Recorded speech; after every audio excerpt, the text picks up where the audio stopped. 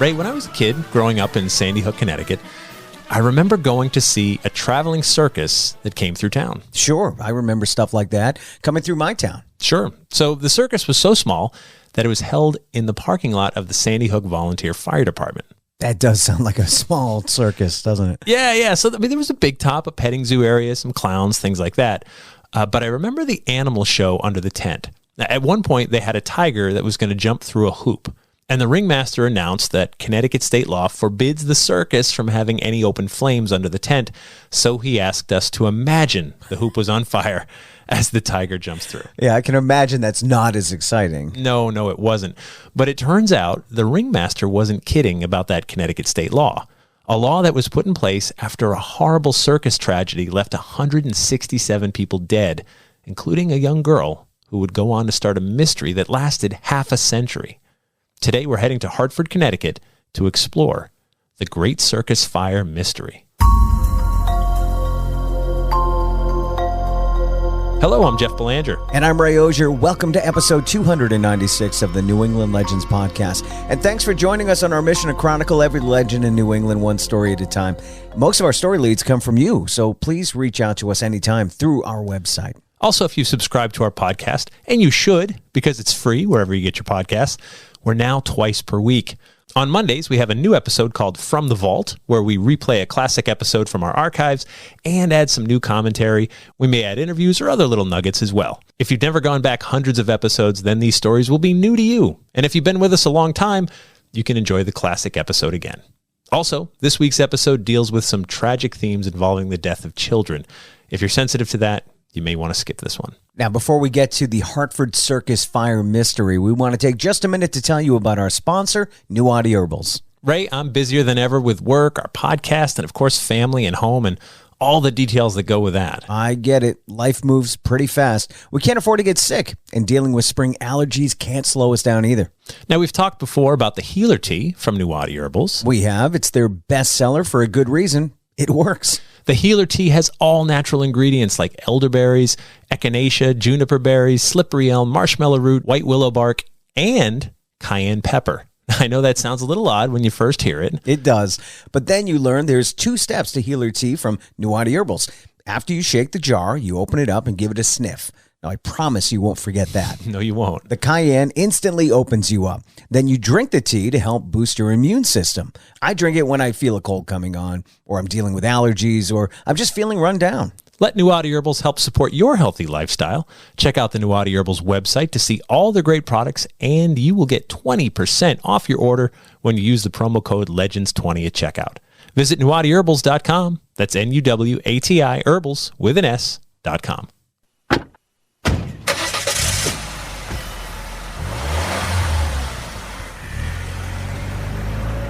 All right, Jeff, let's make our way to Hartford, Connecticut's capital city. So Hartford has the nickname of the insurance capital of the world. If there was ever a thing to not brag about, right? I know, right? On a good day, insurance isn't exciting. On a bad day, you want to sue them because you pay them tons of money in case something goes wrong. And when something does go wrong, their job becomes to find a way not to pay you. Right. So Hartford became the insurance capital because way back in 1810, merchants had a growing concern related to warehouse fires.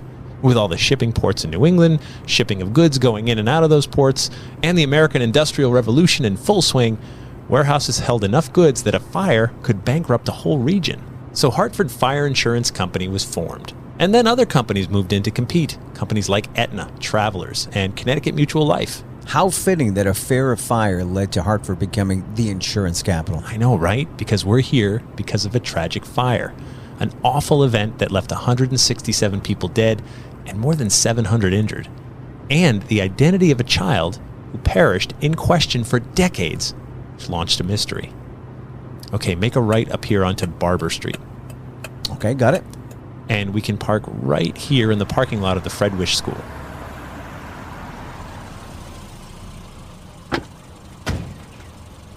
Okay, we're heading behind the school to that circular brick patio-looking section in the middle of the field.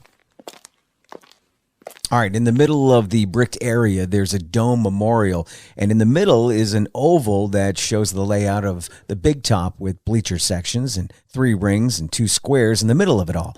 On the next ring, it reads, the Hartford Circus Fire Memorial, July 6, 1944, and July 6, 2005. That's when this memorial was dedicated. And in the next ring is the list of 167 names of the victims. This was ground zero, Ray. The story is brutal, but lessons were learned. And to find out what happened, let's head back to July of 1944. It's Thursday, July 6th, 1944 here in Hartford, Connecticut, and it's a hot one, too. World War II has been raging for 5 years now, and the people of Hartford are looking for something to take their minds off of worrying about loved ones, friends, and neighbors fighting overseas. And a circus is just the distraction Hartford needs right now. And there's none bigger than the Ringling Brothers and Barnum and Bailey Circus. The greatest show on earth pulled into Hartford yesterday with some of their train cars running late. The crew had to scramble to get everything set up in time. The grass had already been freshly mowed, and wood chips and hay were laid down to cover the dirt patches. The elephants helped hoist the big top yesterday, and everyone pitched in to get the bleachers and all the sideshows set up. Still, they were late enough to miss the matinee show yesterday. Now, you can ask anyone in the circus, missing a show is considered bad luck. Yep, that was yesterday. And as they say, the show must go on. Sure. Today's matinee performance is much more promising. Everything is in place now, and the performers and workers got a good night's sleep after last night's show. The Big Top 10 is impressive, too. It is. It's 200 feet wide, 450 feet long, with 15-foot high sidewalls. The tent comes to a peak 48 feet up, almost 5 stories tall. The Big Top tent is kept waterproof by a coat of paraffin and thinned with gasoline so it coats evenly. With all the bleachers in place, this tent can seat 9,000 spectators. That's a lot of people. And there's a ton of people here today. I'm sure a lot of folks have taken off the whole week for the 4th of July holiday. Plus, the kids are out of school. What could be better than going to the circus? Thousands of people are filling into the Big Top for the first show of the day. French lion tamer Alfred Court is dazzling audiences with his lions. People are pouring in and out of the main entrance. There's 8 smaller entrances around the tent, but some of those are blocked by rolling animal cages and other props that get wheeled in for the show. Ooh, look above, Ray. The great Wallendas are taking their position on the flying trapeze. Wow, this is exciting. The crowd is hushed in anticipation. And there they go. What a show!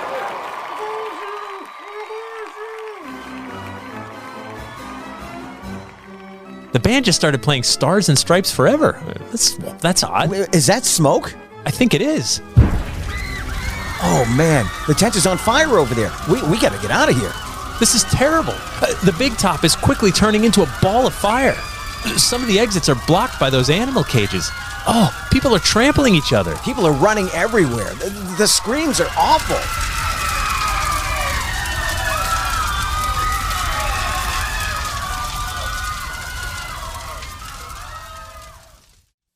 "8 minutes. That's all it took. Just 8 minutes for the entire Big Top tent to burn up to nothing. It's clear from the black smoldering ashes that many people have died inside the tent today. Children, families, old people, young people, and even some of the circus animals. Dozens couldn't make it out in time. Police, fire, and other emergency workers are arriving at the scene and rushing in to help the injured. People have been burned badly. Others are choking from the smoke. This is a horrific scene. Parents have lost children in there, and children have lost parents. What should have been a fun day at the circus has turned into the worst nightmare the state has ever seen. Soon, some of the tales of the survivors begin to emerge. First of all, it turns out when the band was told to play Stars and Stripes Forever, that was a code to all circus employees that something has gone horribly wrong. So the performers and workers acted as fast as they could. But there were many other survivor stories too, like 11-year-old Maureen Karikian. She was supposed to go to the circus with a neighbor and her daughter, but when she went to the house, they were already gone. So Maureen went to the circus alone and sat by herself in the bleachers. I remember somebody yelling and seeing a big ball of fire near the top of the tent. And this ball of fire just got bigger and bigger and bigger. By that time, everybody was panicking. The exit was blocked with cages that animals were brought in and out with. And there was a man taking kids and flinging them up and over the cage to get them out. I was sitting at the bleachers and jumped down. I was 3/4 of the way up. You jumped down and it was all straw underneath. There was a young man, a kid, and he had a pocket knife and slit the tent, took my arm, and pulled me out. Maureen was able to grab the arm of another little girl and pull her out as well. There are many stories of heroism coming out from this tragedy. Strangers helping strangers out of the tent. Children being thrown to safety. Everyone doing all they could to get people out alive. The best investigators can figure is that someone carelessly flicked a cigarette near the men's toilets. The cigarette ignited the hay near the tent, and the paraffin and gasoline-covered Big Top burst into flames. The paraffin and gasoline kept the tent waterproof, but also made it highly flammable. And now comes the horrible job of removing the dead and identifying the bodies.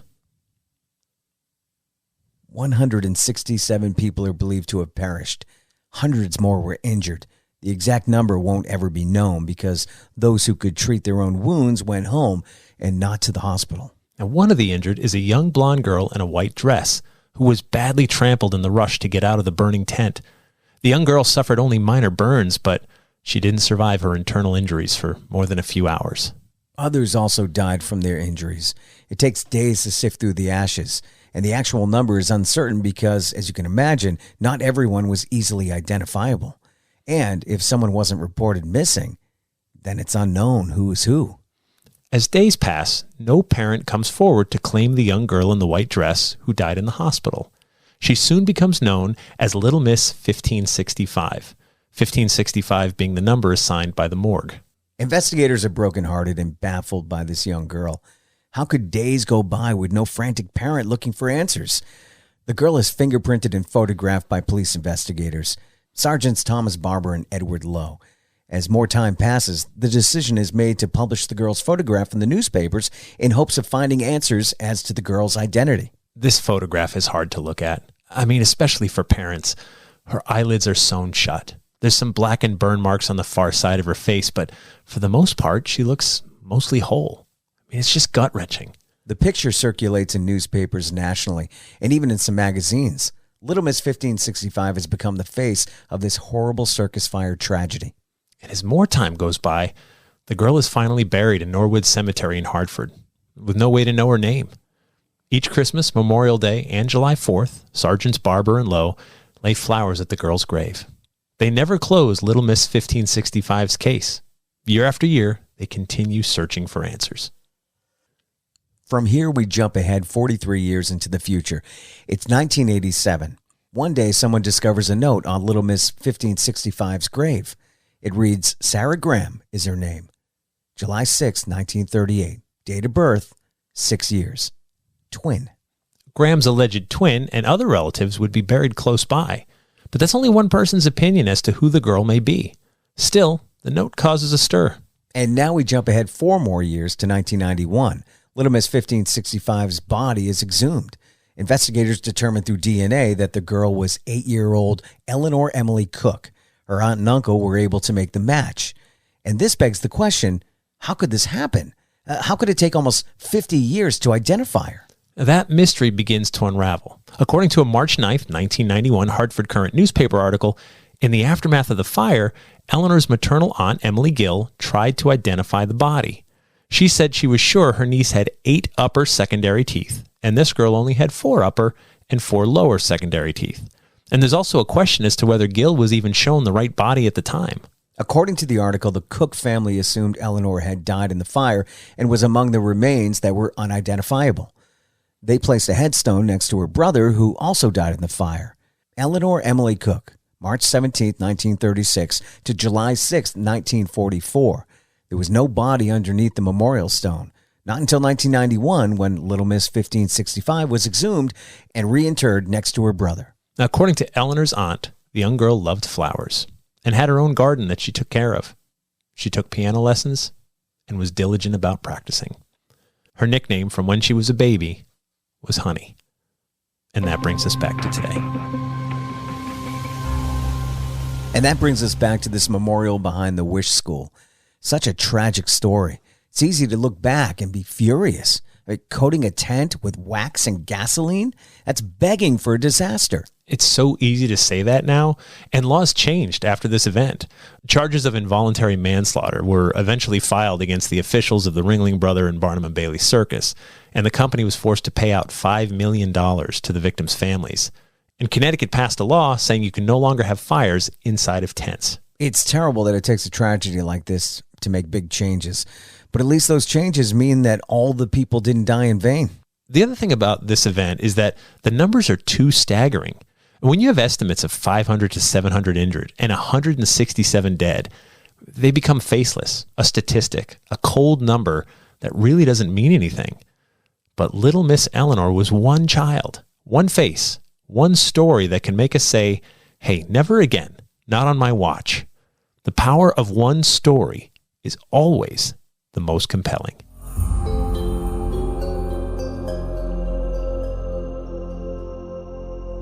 And that takes us to After the Legend, where we explore this week's story a little deeper and sometimes veer off course. After the Legend is brought to you by our Patreon patrons. This epic group of people support everything we do. They know great content isn't free, so they help us out and become a bigger part of our community. It's just $3 per month, and you'll get early access to new episodes, plus bonus episodes and content that no one else gets to hear. Head over to patreon.com/New England Legends to sign up. Also, if you want to see some pictures from that tragic day in Hartford, you can click on the episode description link or go to our website and click on episode 296. It's pretty rough, and but I thought about the power of one story. And I first heard this years ago. Someone was talking about how profound Gettysburg is. Yeah. Where you've got 40,000 plus dead, missing, or wounded in 3 days. And it's an incomprehensible number. Right. But one person, right? When you hear about young Eleanor and you multiply her by 167. Yeah. That was 167 someone's Eleanors. Right. You know, like those, I know there was adults and elderly people and everything in between. But they were all someone's kid. You hear this in the press a lot. They look for that one story. One story. Or sometimes it's in a movie or TV show, and the reporter says, that's the story right there. And that's what's going to resonate with people. Right. And you can say that's exploitive or whatever, but laws changed because they had to change. Wax and gasoline? My God. A lightning strike, anything could have set that thing off. Right. I mean, it seems insane now, but that was what you did, right? I mean, oh my gosh. I mean, it's horrible. The other thing that was really confusing to me was that, you know, this girl also had a mother who lived in Hartford and had family in Massachusetts and an aunt and uncle and things like that. And it was circulated in the papers. How did mom not recognize her daughter? And it turns out she was, until her death, her mother denied that could be my daughter. And psychologists would suggest this is just denial to an extreme case, right? But she assumed her child was dead anyway. Yeah. I mean, sure. I think you sort of had to, but I think there was a piece of her that sort of held out hope that maybe she ran away after that. Maybe she got a concussion and forgot who she was, and she lived a long, happy life somewhere. But when you see it, it's different, I guess. It's different. Believing that fiction is better than, you know, living the truth. Yeah. Which is, I interviewed someone very recently. She had lost family in a landslide in South America. It was a terrible event. I mean, a whole town was wiped out. And I said, I'm sorry, you know, you lost your husband and your daughter. And she said, they're still out there.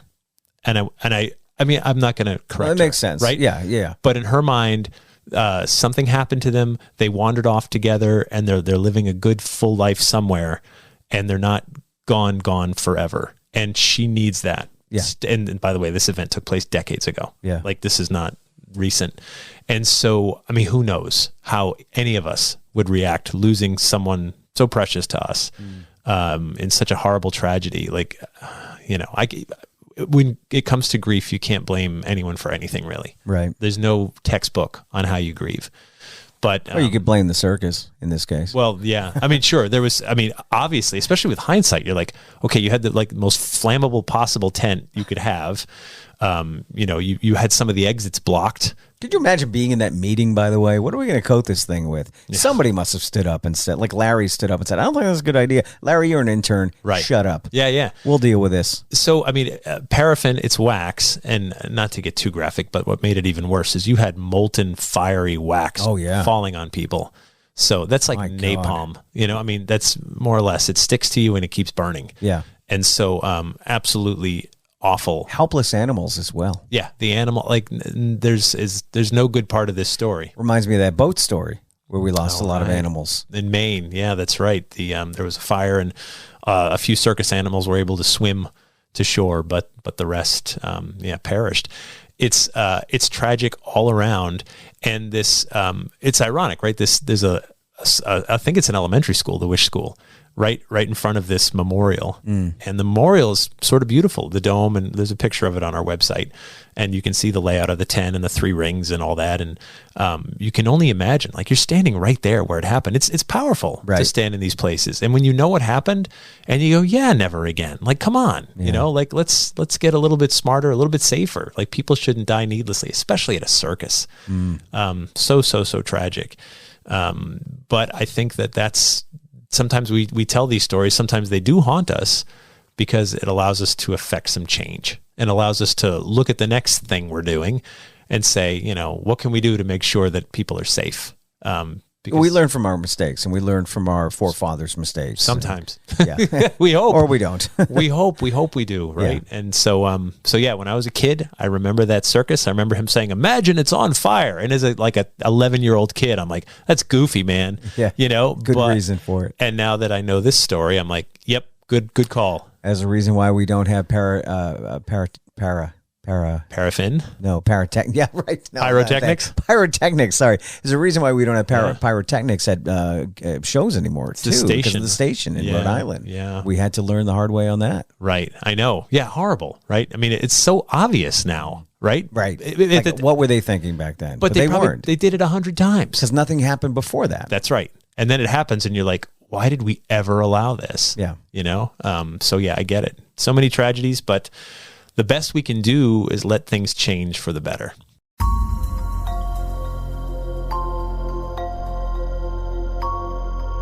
We love when you get involved with us. So many of our story leads come from you, so please reach out to us anytime through our website. Also, we deeply appreciate it when you take the time to post a review for us and when you share these stories with your friends on social media. It's how we grow. The more listeners, the more stories that come in. We appreciate your help. Thank you to Annie Auger for lending her voice acting talent this week. Thanks to our sponsor, New Audi Herbals. Thank you to our Patreon patrons. And our theme music is by John Judd. Until next time, remember, the bazaar is closer than you think.